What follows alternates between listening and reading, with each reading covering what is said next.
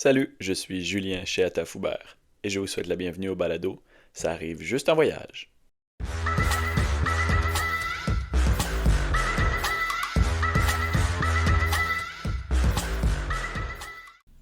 Merci à DB12 Media pour le soutien dans ce projet. DB12 Media, placement publicitaire sur des écrans de cinéma et de cinéparc. Pour plus d'informations, db12media.ca. Mathieu Porcier, Julien, bienvenue. merci. Toi aussi. Ben merci, merci d'avoir accepté l'invitation. Merci à toi de m'avoir invité surtout. Ça fait plaisir, mais c'est un peu une édition spéciale. Est-ce que tu pourrais nous dire pourquoi? On est en public. Mais là, on n'entend pas le public. Est-ce qu'on entend le public? Yes! Public fort nombreux. Est-ce que tu pourrais nous les nommer, peut-être, qui est avec nous? Donc on est avec quelques membres d'un groupe auquel j'enseigne. OK. Ils sont 5. Donc il y a, on va commencer par les filles, on a Liliane et Maxime, et puis on a Jacob, on a Emeric et on a Alexis. Excellent. Ben, merci d'être là pour l'enregistrement. C'est très original de faire ça de cette façon-là. Premier test. Est-ce que tu vas bien aujourd'hui? Sur une échelle de 1 à 253, combien tu dirais? C'était 111 l'autre jour, j'ai vu. Ah, mais je change toujours. 253, en ce moment je dirais 150. Ouais, on est en fin d'année, les corrections, je suis à l'université aussi, donc j'ai la fin de session, et j'ai plein de petits pépins physiques partout qui m'enquiquinent la vie, un pied, une jambe, Ok. le dos. Mais en fait, c'est de la mécanique. Ben, je vais essayer de ne pas être trop désagréable aujourd'hui. Non, et puis, Je vais essayer, je vais essayer.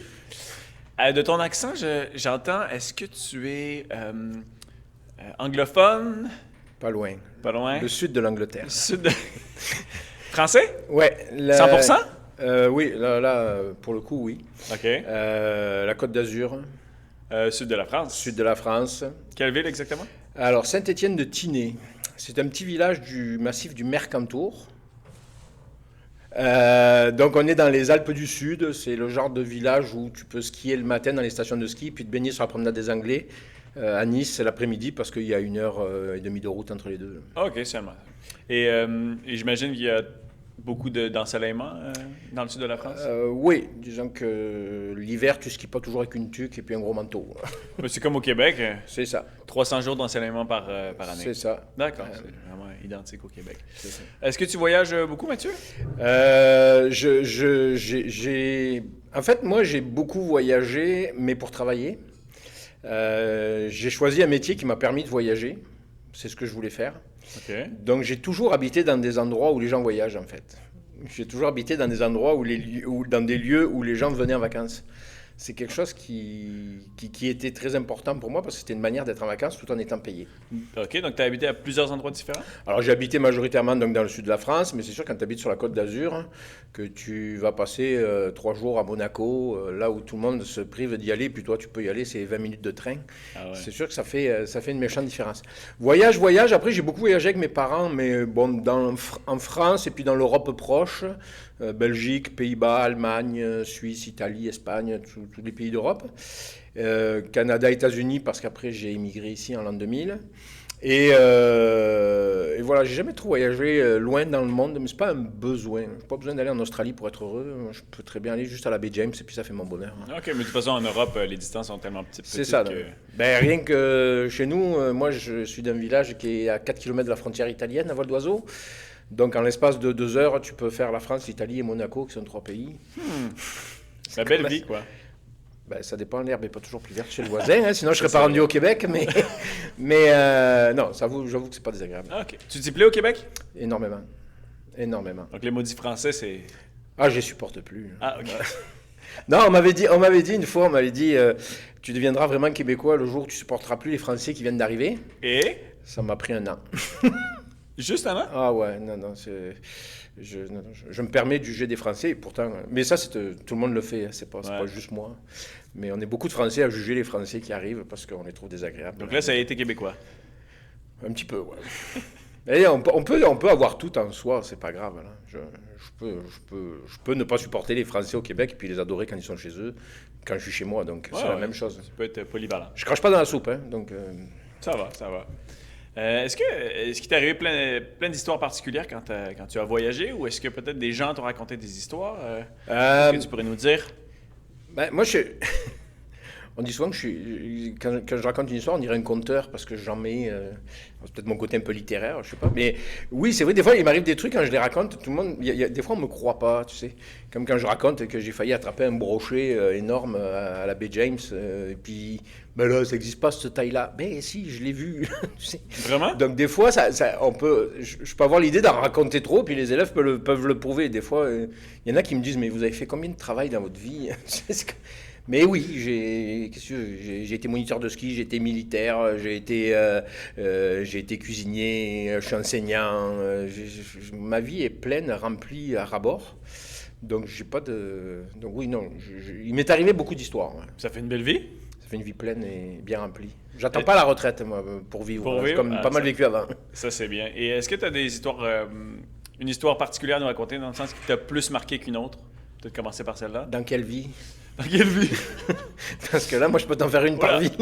Ben, une de celles qui a été peut-être le plus significative pour toi? Oh boy. Ben, c'est certain que moi, j'ai tenu un refuge dans les Alpes. Donc, là, on a la terrasse du gîte à Roya. C'est celui-là. Ouais, c'est exactement ça. On a choisi. Pardon, Émeric a choisi la photo. Merci, Émeric. Donc là, on est sur la terrasse du gîte sur le terrasse sur laquelle j'ai déjeuné pendant plus de 10 ans. Et tenir un gîte comme ça, donc c'est comme un refuge. On est sur le GR5, un chemin qui relie Amsterdam à Monaco, OK. qui est un chemin donc, qui traverse l'Europe, un peu comme le chemin de Compostelle. Là. Les gens font ça par étapes. Tu sais, des fois, ils marchent 15 jours par année, ils en font une petite section. Et, puis, et on est aussi sur la Via Alpina, qui est un chemin qui a été fondé par l'Union européenne en 2000. Je ne sais plus combien, mais en 2005, 6, 7, dans ces eaux-là, et donc qui est un rassemblement de chemins, et tu pars de Trieste en Italie, et puis tu traverses les 7 pays de l'arc alpin, donc Slovénie, Liechtenstein, Suisse, Italie, France, Monaco, il m'en manque un, Autriche. OK. Donc c'est un chemin qui se fait à peu près en 4 mois. 4 mois? Ouais, mais là encore, il y a peu de gens qui le font d'une traite. Les gens vont le faire à 15 jours par année, ils font un petit bout. Okay. Et il y a une histoire qui m'avait beaucoup marqué. Ouais. Moi, je tenais donc le gîte à l'époque, et donc souvent, en début d'année, on avait ceux qui partaient de Nice et qui allaient jusqu'à Trieste, parce qu'on est proche de Nice, donc on est proche du point de départ. Au mois de septembre, on ramassait ceux qui arrivaient, qui étaient partis de Trieste et qui le faisaient en une shot. Okay. Et une fois, je vois arriver un gars, donc je suis sur ma terrasse, c'est 3h l'après-midi, c'est le moment où c'est un peu plus calme, je me pose, je m'assois avec mes enfants, et je vois un gars qui arrive, je l'appelais un jeune, quelqu'un de mon âge à l'époque, puis qui vient, puis il prend une bière, on discute, on jase, et puis je lui demande d'où il vient, tout ça. Et puis il m'a dit, moi j'ai fait la Via Alpina, là je suis dans mes 5 dernières étapes avant d'arriver à Monaco, tout ça. Et c'est très bien. Et puis il me dit, tiens, en parlant de ça, vous n'avez pas vu un Autrichien passer? Il me dit, le gars c'est vraiment la vraie carte postale de l'Autrichien, tu sais, le chapeau avec la plume, le sac à dos en cuir, la grosse barbe. Il me dit vraiment, tu peux pas le rater. Et j'ai dit, non, ça me dit rien. Puis je suis là tous les jours, les clients je les vois. Puis là il m'explique, il me dit, parce que moi j'ai fait la Via Alpina parce que l'hiver passé, dans la même semaine, j'ai perdu ma mère, ma blonde et ma job. Oh! Donc c'est un gars qui vient de Bretagne et il dit, en fait, tout allait mal et il dit, j'avais 2 solutions, c'était ou je me suicidais ou je disparaissais. Et donc il a dit, on m'avait parlé de la Via Alpina et il dit, là je suis parti, je suis allé en Italie, puis je suis allé à Trieste et puis j'ai démarré le chemin. Et le gars m'a montré une photo du jour où il partait le chemin et puis le gars il était comme moi aujourd'hui, là, tu vois, genre le gars qui profite un peu de la vie, gustativement parlant. Et donc, il part, et puis il a marché, il a dit, je marcherai tant que j'aurai besoin de marcher. Et puis finalement, il a fait tout le chemin. Il est arrivé chez moi, il était épais comme le petit doigt, là, il était vraiment un fit. Et en fait, dans le même voyage, il a retrouvé une job et une blonde. Dans le même voyage, le temps de son cheminement, il a retrouvé, donc il s'est blessé un genou, je crois que c'est vers Grenoble, ou je ne sais pas trop quoi, il s'était blessé un genou, il avait glissé. Il a dû rester à l'hôpital de Grenoble quelques jours. Lui, il travaillait, si je me rappelle bien, il travaillait dans les appareils de radiologie, là, il réparait des appareils de radiologie. Il s'avère qu'à cet endroit-là, ils avaient un problème avec l'appareil radio. Lui, il avait comme réparé le temps qu'il était là. Le réparateur l'a vu, il avait besoin de quelqu'un. Toc, toc, finalement, il l'a embauché. Il s'est fait une blonde en chemin aussi. Et donc là, il disait que cette Autrichienne dont on parlait tantôt, il avait rencontré sur le chemin, ils avaient passé plusieurs jours ensemble. Il dit, ce qui est beau avec lui, c'est que il parle pas français, je parle pas allemand. On parle anglais tous les deux très très mal. Et pourtant, on sent qu'il y a une vraie communion entre les deux. Une connexion. Mais quand il s'était blessé, il avait perdu l'Autrichien. Et puis forcément, quelqu'un qui marche avec un jour d'avance sur toi sur une étape, tu le rattrapes jamais. Et on est en train de parler, puis d'un coup, je vois l'escalier, il y a un escalier qui monte sur la terrasse, et puis je vois une plume, un chapeau, une grosse barbe. Puis je le regarde, et puis il s'appelait Stéphane, le gars. Et puis je regarde, je dis, c'est pas lui que tu cherches. Et là, il se retourne, et alors le monsieur autrichien, qui avait un âge pas mal plus avancé, qui était dans les 70, facile, les deux se sont vus, et sans se dire un mot, ils sont tombés dans les bras l'un de l'autre. Ils avaient tous un peu la larme à l'œil, et ils ne se parlaient pas. C'est ça qui était beau. Ça, je pense que c'est ma plus belle expérience de te dire que, déjà, quand tu marches, quand tu chemines, quand tu voyages, c'est jamais anodin. Que tu ailles faire une balade à la journée, c'est le fun. Quand tu pars 2-3 mois, là, c'est pas anodin. Il y a quelque chose en arrière que tu dois expier. Là, je sais pas, il y a une ancienne vie que tu dois oublier ou tu vas à la recherche de quelque chose. C'est en ça que je crois au chemin de Compostelle. Moi, par exemple, des gens qui ne croient pas en Dieu, mais qui font le chemin de Compostelle, je crois à ça. Et de voir ces deux hommes-là qui ne se parlaient pas, mais qui étaient en communion complète, qui ont bu une bière en se regardant, et puis qui s'échangeaient 3 mots d'anglais, là. Ça, c'est ma plus belle histoire, je pense. Wow. Pardon, parce que quand tu as un refuge comme ça, tu dois entendre des histoires sans arrêt, toutes sortes d'histoires différentes. Pas j'entends, je vis l'histoire. Tu vis. Tu vis l'histoire. Tu vis avec les gens. Écoute, quand j'ai su qu'on allait se parler, j'ai écrit à mes filles et puis à la mère de mes enfants avec qui je tenais le gîte aussi à l'époque, j'ai dit, rappelez-moi des histoires parce qu'on en a eu, mais je regrette une chose, c'est de ne pas les avoir écrites sur le moment, là, mais c'est des trucs, c'est hallucinant. Et puis tu sais, t'es perdu au fin fond des montagnes. Dans le hameau de Roya, il y a 7 habitants à l'année. 7. Nous, on y est 6, donc j'ai 4 enfants. Donc, quand on arrivait au village, on était 6, on doublait la population. Donc, c'était... tu sais, tu fais vraiment partie du village, quoi. Tu es vraiment une personne entière. Et c'était ça, des histoires. Il y en avait plein, mais c'était... Tu sais, on avait un chien, on avait un golden retriever. Mais tu sais, un chien, quand tu as un chien, que tu as un restaurant, là, ça... Tu sais, il faut le chien, tu sais, le restaurant, il faut qu'il soit... faut rien qui traîne, etc. Là, tu es à Roya. Il y a 15 000 moutons autour de Roya l'été, parce que c'est un village de bergers. Donc, tu t'assois sur la terrasse, ça sent le mouton. Tu as le chien du patron qui passe là. Tu sais, c'est comme... Il y a une ambiance qui est assez... Moi, j'ai souvenir aussi d'une fois où on est pas loin de la Côte d'Azur. On avait quand même... Il y a des gens qui sont très fortunés. Ouais. On faisait restaurant aussi. On faisait gîte, mais le midi, on faisait restaurant. On essayait de faire quand même de la cuisine de qualité. Avec des produits de la montagne, on allait ramasser les pissenlits pour faire des salades, parce qu'on peut manger le pissenlit. Pour faire des salades dans le champ d'à côté, on travaillait les agneaux locaux, moi j'allais ramasser des champignons dans la forêt, etc. Wow. Donc on travaillait notre potager plus les produits de la nature. Okay. Et donc on avait le midi des fois des gens un peu fortunés, tu sais, qui venaient manger chez nous parce qu'on était l'endroit à la mode. Et j'ai souvenir d'une fois, on avait sur notre terrasse des membres de la famille Partouche. Alors, la famille Partouche, c'est un groupe de gens qui ont des casinos en France. Okay. Je crois que c'est 4 milliards d'euros, le groupe Partouche, là, qui vaut à peu près. Là. Mais ces gens-là viennent là parce qu'ils ont entendu parler de l'endroit. À côté de ça, on a un couple du village d'à côté qui vient fêter ses 50 ans de mariage, tu sais, avec la petite madame qui a fait sa mise en pli, sa belle robe à fleurs, les enfants, etc. À côté de ça, on avait des bergers qui redescendaient de la montagne et qui étaient en train de boire l'apéritif au comptoir, qui sentaient bon le mouton et tout, parce que ça fait 2 semaines qu'ils n'ont pas pris une douche. Là-dessus, tu as un randonneur qui vient d'arriver, qui vient de laver ses bobettes, ses chaussettes et qui sort pour les étendre, tu sais. Et là, tu te dis, tu as toutes les couches de la société qui se retrouvent sur... 200 mètres carrés, et toutes ces couches de la société-là, d'habitude, ne se rencontrent pas dans la vie. Mais là, dans chez cette nous, situation-là, ouais. Et ça, c'est une belle réussite, ouais. Mais t'as l'air de quelqu'un de curieux, toi. Ouais. De passionné par les gens, par la vie. T'es prof de? Prof d'univers social. Univers social. Histoire géo, ouais. D'accord. Ah non, j'aurais pas fait maths, ça, je te garantis.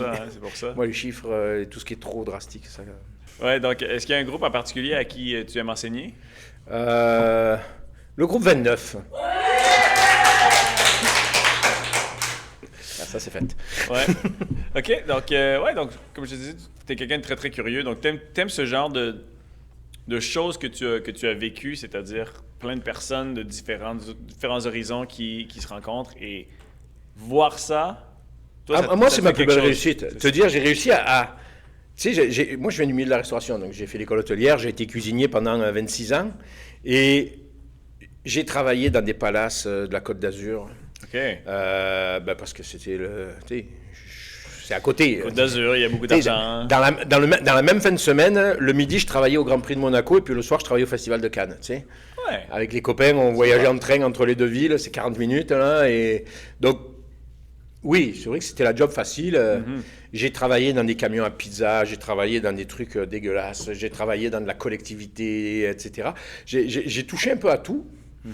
Et là, c'était là ma réussite, c'était de dire que finalement, au même endroit, tous ces gens-là que j'avais fréquentés ailleurs, là, je les retrouvais dans un seul endroit. Et puis, en plus, c'était moi le boss dans l'endroit. Donc, c'était comme Ouais. notre réussite, puisqu'on était... Bon, j'étais pas tout seul, mais c'était notre réussite, moi, de me dire... voilà, on peut rassembler tout le monde, même Ah oui, c'est sûr. même s'ils sont pas forcément...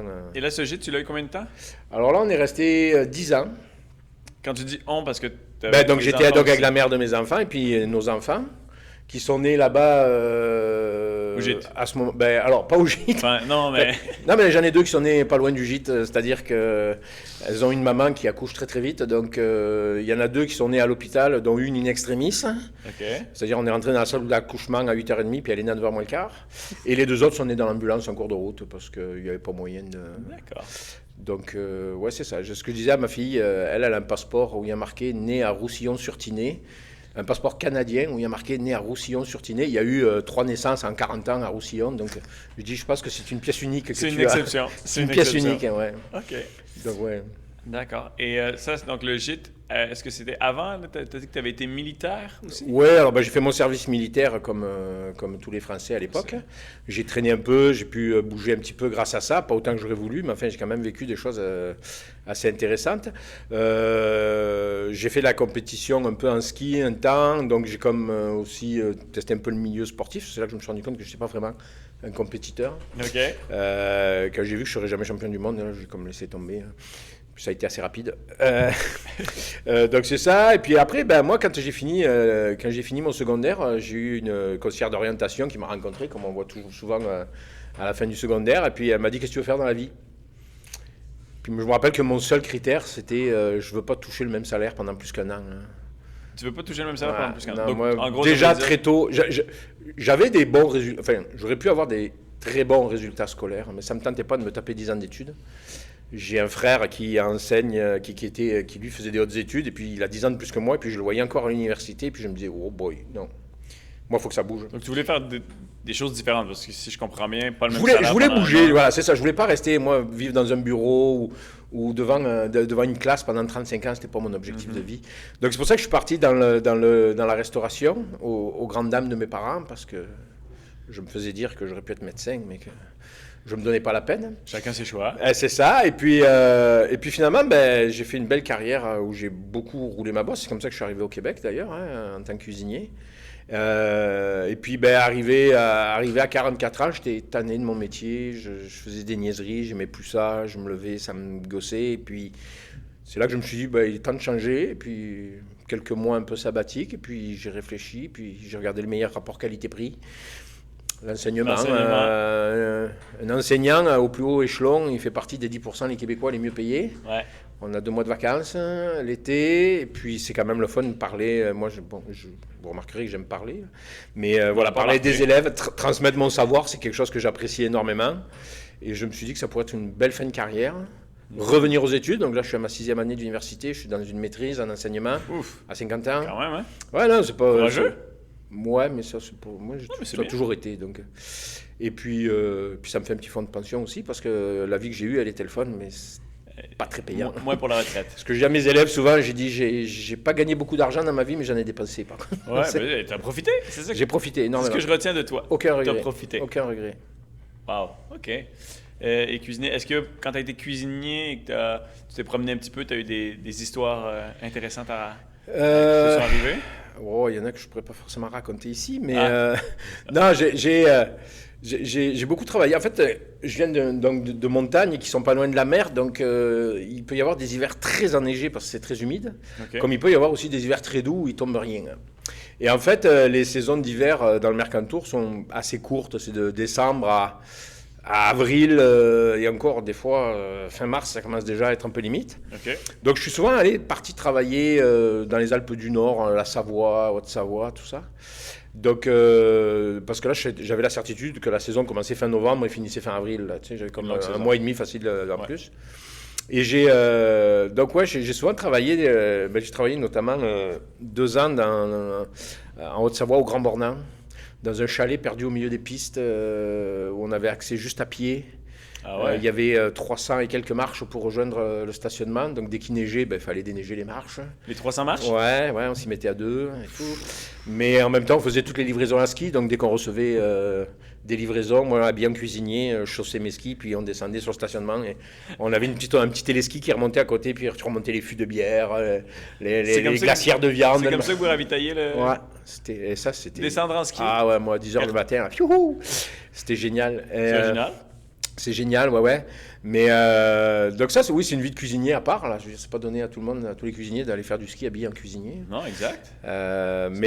Donc ça, c'est vrai que c'était cool. J'ai travaillé dans un restaurant au Ménuire, là, dans les Trois-Vallées, au sommet des pistes, là, à quasiment 3000 mètres d'altitude. OK. Et puis, devant mon poste de travail, il y avait une grande fenêtre et j'avais le Mont Blanc au fond, à une 60aine de kilomètres. Donc, vue sur le Mont Blanc. Tous les soirs, j'avais le soleil qui se couchait sur le Mont Blanc pendant que je cuisinais.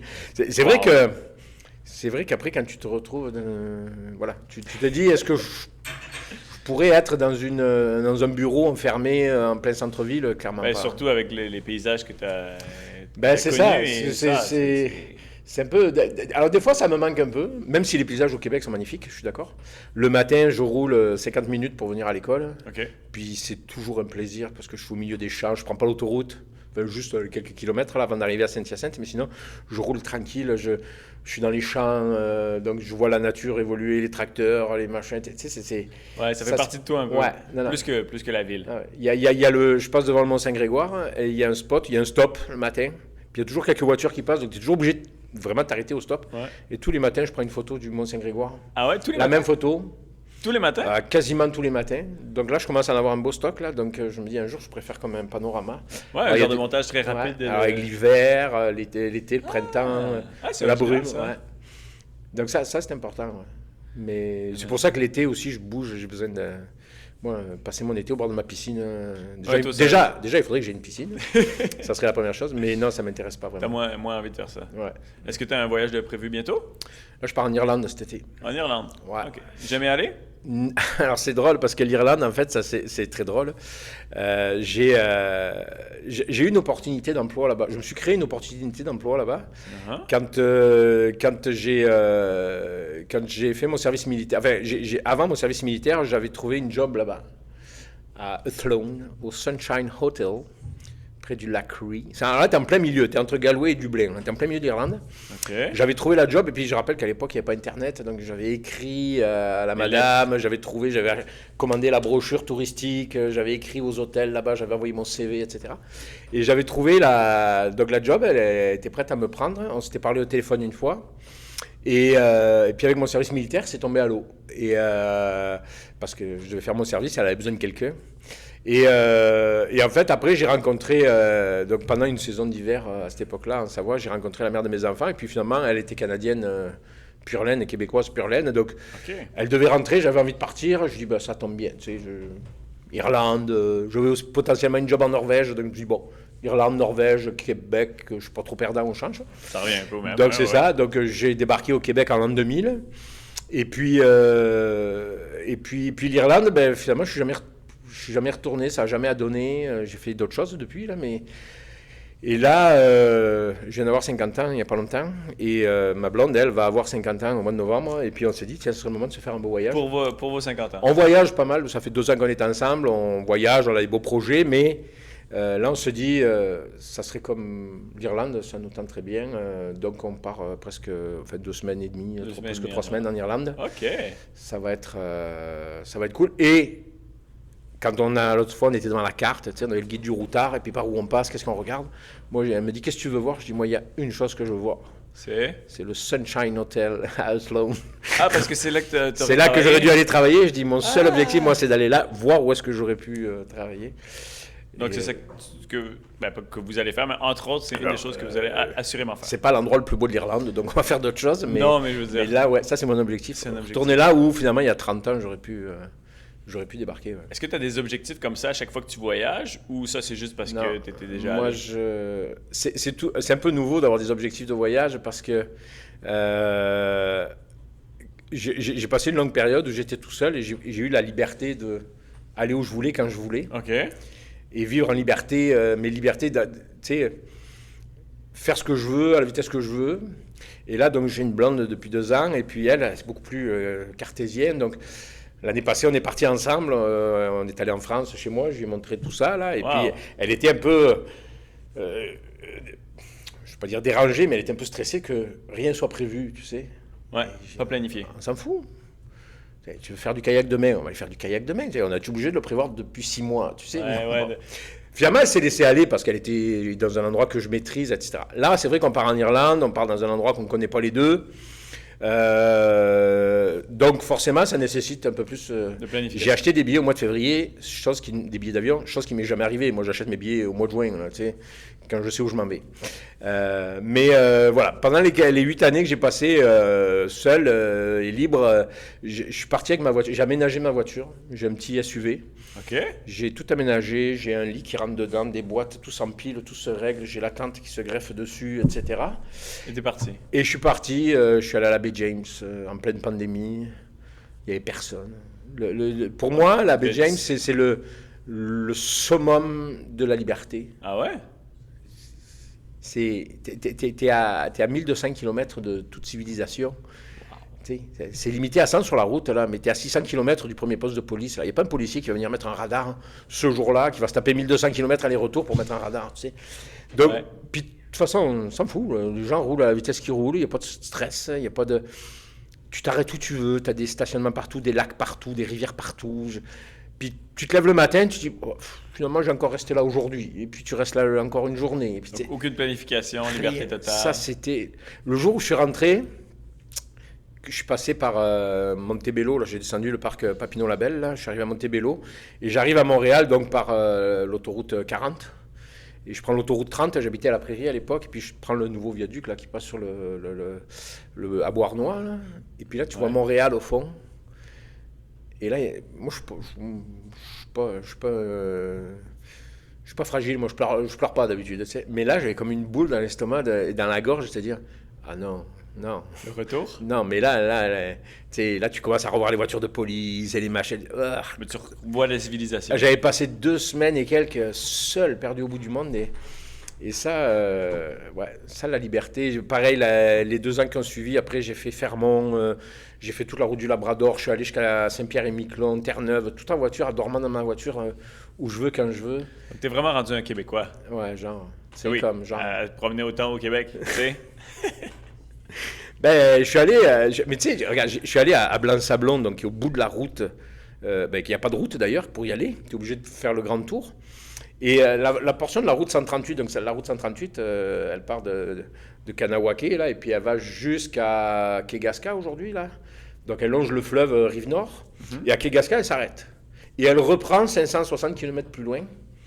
À Vieux-Fort pour aller jusqu'à Blanc-Sablon. En fait, c'est une route qui n'a jamais été finie. D'accord. Qu'on est en train de finir actuellement, mais vu le budget, je crois qu'ils ont arrêté les travaux. Là. Chaque kilomètre coûte cher. Mais c'est ça, chaque kilomètre, c'est des routes en garnotte, hein, c'est de la pierre. Mais donc, ce 500 km, il n'y a rien. Donc, le seul moyen d'aller à Blanc-Sablon, c'est de faire le grand tour par le Fermont, Churchill Falls, traverser tout le Labrador. Et là, donc, je me suis retrouvé sur la 138 de l'autre côté, à revenir en direction de Montréal, jusqu'à Vieux-Fort. Et la 138 à Montréal, c'est le boulevard Sherbrooke. Et quand j'étais, une semaine avant d'être à Blanc-Sablon, là-bas, j'étais sur le boulevard Sherbrooke. Circulation, tu sais, c'est un des gros boulevards de Montréal. Ouais. Et là, 10 jours après, je me retrouve de l'autre côté. Et j'ai roulé 70 km. Aller-retour. J'ai passé une journée qui a duré à peu près 8 heures. En 8 heures, j'ai croisé 4 voitures sur la 138. Tu sais. En 8 heures, 4 voitures? Ouais. Donc ça aussi, c'est ce côté de te dire, je suis comme au même endroit, mais je ne suis pas au même endroit. C'est comme... Ça, c'est ce que j'aime aussi, aller me perdre, aller au bout du monde comme ça. Mais le bout du monde, t'es pas obligé d'aller au fin fond de l'Asie. Non, là, parce qu'entre autres, au Québec, on a beaucoup de... Ouais. Et ça, le Nord, il y a quelque chose dans le Nord qui attire, c'est incroyable. Le Nord, genre, tous les gens que je connais n'en reviennent jamais indemnes. J'ai ok, à ce point-là. j'ai une copine qui a enseigné à Coudjouac pendant quelques années, et puis on est à l'université ensemble, puis elle n'est pas capable de pas en parler dans ses travaux. Ça l'a marqué. J'ai rencontré une fille une fois qui avait été infirmière à Waskaganish, à la baie James, avec des autochtones, et puis aujourd'hui elle travaille à Montréal parce qu'elle est obligée, parce qu'elle a des problèmes de santé qui l'obligent à rester proche de Montréal, mais elle travaille dans des services de santé qui fait venir les autochtones à Montréal. Ok, donc Ça fait elle que reste en contact. 3 fois par an, elle est obligée de remonter un petit coup là-bas, mais c'est... Ouais, il y a quelque chose de... Le Grand Nord. Comme tu vois, Roya, c'est un Comme peu le le même Sud. système. T'es à 1h30 d'un aéroport international, mais t'es au bout du monde, il n'y a rien. Tu sais, pendant longtemps, là, sur l'église, il y avait un lampadaire. C'est le seul lampadaire du village. ouais. T'éteignais le lampadaire, puis t'es dans la nuit noire. Wow. Comme à la baie James, quand la nuit, il fait noir. T'as pas une lumière dans un rayon de 1200 km. Ouais, non, j'exagère. 600 km. Quand même, ça fait pas beaucoup de lumière. Le noir, le silence. Mon grand-père était berger et puis il disait que le silence, ça fait plus de bruit qu'un chant de cigale. Hein. C'est souvent ça. Le silence, le noir, c'est des trucs qui sont vraiment très... Est-ce que tu t'ennuies de posséder un gîte comme ça? Non, parce que ça a été une c'est clairement la plus belle période de ma vie. Ok. Mes enfants aussi. On en parle régulièrement. Mais justement, parce que ça a été une belle période, on ne s'est pas écœuré. Je pars du principe qu'on finit toujours par s'écœurer de ce qu'on a. Moi, je te dis, j'ai passé une bonne partie de ma vie à Nice, la Méditerranée et tout ça. Ok. J'ai redécouvert Nice avec les Québécois qui venaient quand j'étais là-bas et à qui je faisais visiter la ville. Et là, je redécouvrais la ville comme un touriste. Et là, je me suis dit, ah, finalement, c'est une belle ville. D'accord. Mais je pense qu'on finit par se...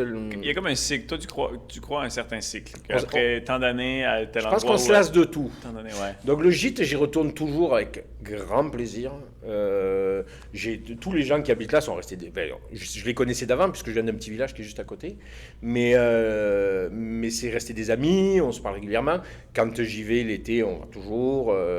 Mon ami Jean-Luc qui habite là à côté, qui habite juste au-dessus. Là, voilà, je suis très impliqué. Quand il y a la fête du village, on est invité, etc. Les enfants, pour eux, c'est très, très fort, très important. Ils se sont élevés là, elles ont appris à marcher sur la terrasse, etc. Donc, c'est très fort. J'ai ma place au cimetière réservée déjà à Roya aussi. Ah oui, c'est là que tu le sais déjà? Si vous voulez venir me voir, il faudra aller là. Ah ouais? Il y a pire, non? Donc, Mais vous êtes au courant maintenant? l'année prochaine, vous serez ouvert en non, vacances. non. Mais, Plus tard. mais donc oui, mais non, je m'en ennuie pas. Ce dont je m'ennuie, c'est le côté social. Mais ça, je pense que c'est la France en général. Ce côté où tu peux aller acheter une baguette de pain, tu pars pour 10 minutes et tu reviens dans 2 heures. Parce qu'entre-temps, au café, tu es tombé sur machin qui t'a payé un café, puis dans la rue, tu es tombé sur Madame Chose avec qui t'a parlé, qui t'a demandé des nouvelles de tout le monde. Ce côté social-là... Toi qui as justement vécu un bon moment en France quand même, il y a une différence entre la société, on va dire, européenne, même si la France, c'est pas nécessairement un portrait parfait de la société européenne, et ta vie au Québec qui, elle non plus, n'est pas un reflet de la société américaine, mais tu peux peut-être comparer la société nord-américaine et européenne. Est-ce que tu remarques des différences? Là, tu m'as parlé du côté social. Alors moi, quand je suis arrivé au Québec, on m'a dit, tu vas voir, le Québec, c'est tout l'avantage de l'Amérique sans l'inconvénient des États-Unis. Alors c'est vrai, OK. mais comme tous les Français, j'ai longtemps cru que le Québec, c'était des Français qui vivaient en Amérique. Et puis avec le recul, non, c'est des Américains qui parlent français. OK. Et puis ça, faut se l'avouer. Il y a de la culture française, mais c'est des Nord-Américains qui parlent français, les Québécois. Et donc, ce que je retrouve ici, c'est ce côté nord-américain, mais dans ma langue. Donc, moi, c'est ça qui me plaît. OK. Le côté... alors moi, en plus, pareil, la France, c'est tellement multifacette que c'est difficile à juger, mais... La France du Sud, le côté méditerranéen, ça parle fort, ça parle beaucoup, c'est curieux, ça manque un peu. Mais en même temps, quand tu vis tous les jours là-dedans, il y a des fois, c'est lourd. Tu sais, moi, j'ai construit ma maison en France le jour où j'ai eu la pelleteuse qui est arrivée sur le terrain. La moitié du village a débarqué puis a fait des photos, tu sais. Et puis après, on a commencé à voir les huissiers qui débarquent avec « Ah, mais là, vous n'avez pas respecté... » L'administration française. Ben, l'administration française, mais aussi voilà, les gens qui se mêlent de ce qui ne les regarde pas. Je sais qu'au Québec, ça existe aussi, je ne m'inquiète pas. Mais voilà, moi ici, je suis un peu un nobody. Là. Tu sais, moi, on me connaît, on m'apprécie au travail, j'ai mes amis, j'ai mon groupe, mon cercle, etc. Mais à côté de ça, je peux faire ce que je veux, j'ai de compte à rendre à personne, à part à mes enfants et puis à ma blonde. Là, tu sais. Donc, ça, c'est un truc que j'apprécie, que des fois, la France, c'est très... beaucoup d'obligations. OK, je comprends. Et puis d'obligations pas juste administratives. Tu sais, les gens attendent beaucoup de toi. Ici, je trouve que, enfin, pour ma part, du moins, c'est plus libre. Hein. Je me OK. sens... Donc, tu Donc, es bien au Québec. moi, je suis bien au Québec. Est-ce que tu vas rester au Québec pour le reste de ta vie? Ben déjà, je suis à ma retraite, ça c'est sûr, parce que maintenant, maintenant j'ai plus le temps de perdre du temps à l'âge que j'ai, donc je viens de changer de métier, donc laisse-moi finir déjà mon cursus. Très heureux d'enseigner au Québec, par contre, parce que ça me plaît beaucoup l'enseignement au Québec. Mon frère enseigne en France, donc je sais un peu comment ça se passe. Les élèves sont formidables au Québec. Merci à DB12 Média pour le soutien dans ce projet. DB12 Média, placement publicitaire sur des écrans de cinéma et de cinéparc. Pour plus d'informations, db12media.ca. Revenez dans 2 semaines pour un prochain épisode de Ça arrive juste en voyage. Si vous avez envie de venir partager des aventures ou des histoires de voyage, vous pouvez me contacter à l'adresse courriel dans la description. Bon voyage!